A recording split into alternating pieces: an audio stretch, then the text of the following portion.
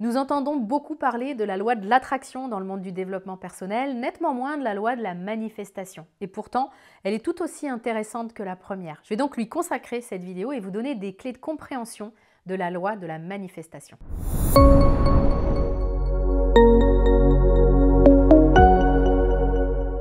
Bonjour et bienvenue dans cette vidéo, mon nom est Nathalie Martin, je suis coach en éveil de conscience et j'accompagne depuis 2013 les personnes qui n'ont plus de temps à perdre pour prendre leur place dans leur propre vie et créer une vie qui les nourrit et qui les inspire. Si ce sujet vous parle, vous pouvez tout de suite télécharger gratuitement mon guide 10 conseils pour une vie heureuse. Vous en trouverez le lien de téléchargement dans la description qui accompagne cette vidéo. Nous parlons donc aujourd'hui de la loi de la manifestation. Alors je vais tout de suite apporter une nuance à cette expression parce que le mot « loi » peut donner l'idée de quelque chose de rigide, de gravé dans le marbre, ce qui, à mon sens, n'est pas le cas de la manifestation. Du coup, je préférerais dans la suite de cette vidéo vous parler du phénomène de manifestation, phénomène qui est un processus par lequel les idées, les rêves, les désirs se concrétisent dans notre réalité physique. La manifestation repose sur le principe que tout ce que l'on peut imaginer et ressentir avec conviction peut être réalisé. Alors là, je suis sûre que vous voyez tout de suite le parallèle avec la loi de l'attraction. La nuance, c'est que la manifestation met davantage l'accent sur l'action et la croyance en la possibilité de nos rêves. La loi de l'attraction, elle a tendance à se concentrer sur le désir et l'attraction de ce désir vers soi grâce à nos pensées, nos émotions, en gros grâce à nos vibrations. La manifestation accorde elle aussi une place importante à nos pensées, nos émotions, mais elle inclut des étapes actives vers la réalisation de cet objectif. Parce que c'est vrai que quand on étudie la loi de l'attraction, on peut en venir à croire qu'il nous suffit d'avoir une vue claire de ce que l'on veut et d'aligner nos émotions et nos pensées là-dessus pour que la magie opère et que nos rêves deviennent réalité. La loi de l'attraction a tendance à minimiser, voire même à omettre complètement le rôle du passage à l'action. Jack Canfield, qui a participé au célèbre film Le Secret, qui a rendu célèbre la loi de l'attraction, a d'ailleurs partagé dans une interview que selon lui, ce qui manque énormément dans ce film, c'est la valorisation du passage à l'action. Au sujet du même film, Anthony Robbins partage également en interview que c'est ça qui l'a amené à refuser d'y participer, simplement parce qu'il ne voulait pas vendre l'idée qu'il n'y avait rien à faire pour concrétiser ses rêves. Maintenant que nous avons vu la différence entre le processus de manifestation et la loi de l'attraction, j'ai envie de vous donner des clés pour utiliser la manifestation de manière efficace, c'est-à-dire pour faire en sorte que vos envies deviennent réalité. Première clé importante, la clarté de l'intention. Si vous voulez matérialiser vos envies, vous devez avoir une vue claire de ce que vous voulez manifester. Cette première étape, elle est difficile pour un grand nombre de personnes. Beaucoup de mes clients, notamment, au début de notre accompagnement, me disent ne pas savoir vraiment ce qu'ils veulent dans leur vie. Et pourtant, c'est une première étape qui est fondamentale. Parce que si on n'a pas de clarté sur ce que l'on veut vivre concrètement, eh bien par défaut, on risque de créer ce que l'on ne veut pas. Et c'est comme ça qu'on voit, année après année, des schémas et des situations inconfortables se reproduire dans notre vie. Si nous n'avons pas une vue claire de ce que nous voulons, alors par défaut, nous risquons de créer ce que nous ne voulons pas. Donc cette première étape, elle est extrêmement importante et elle répond à cette question. Qu'est-ce que j'ai envie de me faire vivre? Si vous savez déjà que cette première étape, vous ne l'avez pas, je vous invite à ne même pas aller plus loin dans ce phénomène de manifestation et à trouver des leviers pour avoir cette clarté. Vous pouvez par exemple suivre mon atelier Vision. C'est vraiment un atelier spécifiquement dédié pour avoir une vue très claire de ce que vous voulez. Je vous mettrai le lien en description pour que vous puissiez consulter tous les détails et ressentir si vous avez envie de vous offrir cette expérience. Mon atelier, c'est un chemin, mais ce n'est pas le seul pour avoir de la clarté sur votre intention. Il est efficace, il est rapide, mais si vous en connaissez un autre, allez-y. L'important, c'est que vous ayez des résultats et donc de la clarté sur votre intention. Seconde clé importante dans la manifestation, la visualisation.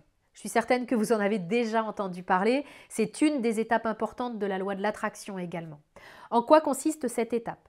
Simplement à faire croire à notre cerveau que notre objectif est déjà atteint. Parce que vous le savez sans doute, notre cerveau ne fait pas la différence entre ce qui est imaginaire et ce qui est réel. C'est d'ailleurs ce qui fait qu'on est capable de ressentir par anticipation des émotions extrêmement désagréables pour quelque chose qui n'est même pas encore arrivé. Alors comment est-ce qu'on va faire croire à notre cerveau que notre objectif est déjà atteint?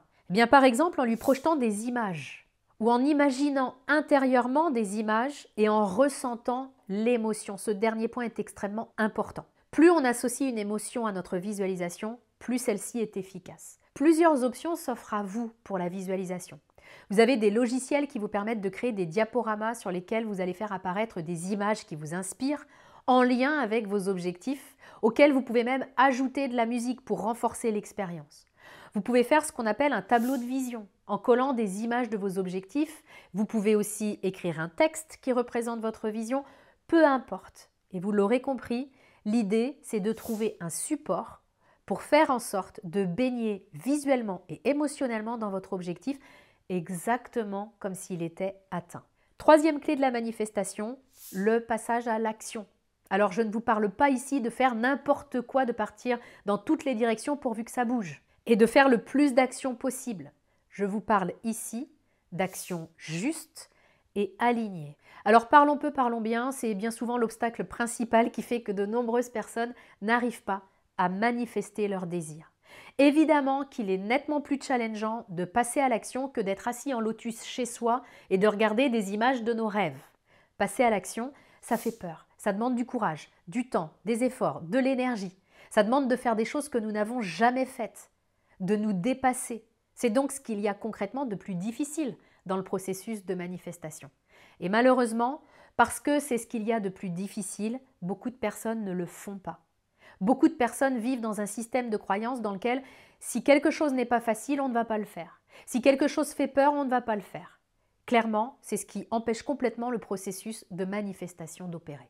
Le prix à payer pour ce système de croyance dont je viens de vous parler, c'est de faire une croix sur nos rêves. Quatrième clé de la manifestation, lâcher prise sur le résultat. Alors je sais que cette quatrième clé peut sembler complètement contre-intuitive, voire même paradoxale avec ce que j'ai dit précédemment. Et pourtant, elle est fondamentale. Ne pas maîtriser cette quatrième clé peut mener à de la crispation, de la résistance, de l'impatience, et elle peut même mener à abandonner nos rêves. L'idée ici, c'est de comprendre que notre vision est importante parce qu'elle nous permet de nous mettre en chemin. Et c'est ça l'essentiel en fait. Avancer sur notre chemin de vie.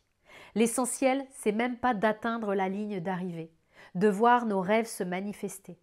L'essentiel, c'est le chemin. Cette compréhension de l'essentiel est indispensable parce qu'elle va nous permettre de nous adapter, d'avancer en confiance, y compris quand les choses ne se passent pas comme prévu.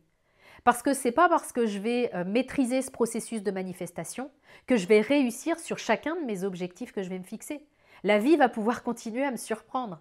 Les choses ne vont pas forcément toujours se passer comme prévu. Mais si je lâche prise sur le résultat, je vais pouvoir continuer à avancer avec énormément de fluidité, de résilience, de confiance, en conscience que tout est toujours pour le meilleur et que parfois, si je n'atteins pas un objectif, c'est qu'il y a un autre objectif derrière encore mieux pour moi. Lâcher prise sur le résultat me permet de ne pas rentrer dans le drame lorsque tout ne se passe pas comme prévu et de ne pas baisser les bras alors que j'étais peut-être à quelques actions du miracle. Cinquième clé de la manifestation, la gratitude. De nombreuses études en psychologie positive ont été menées sur la gratitude et elles ont conduit aux résultats suivants. Les personnes capables de ressentir de la gratitude sont en meilleure santé, vivent plus longtemps et sont plus heureuses.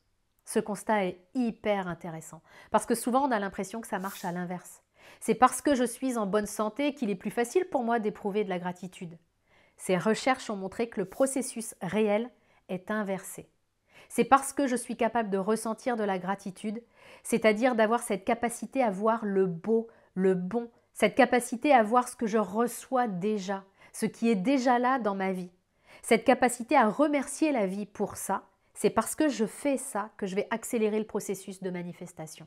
Si je suis capable de ressentir de la gratitude, alors je suis capable de recevoir.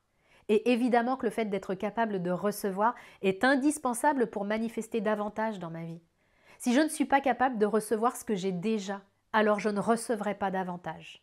Et quand bien même je recevrai davantage, je ne serai pas capable de le voir.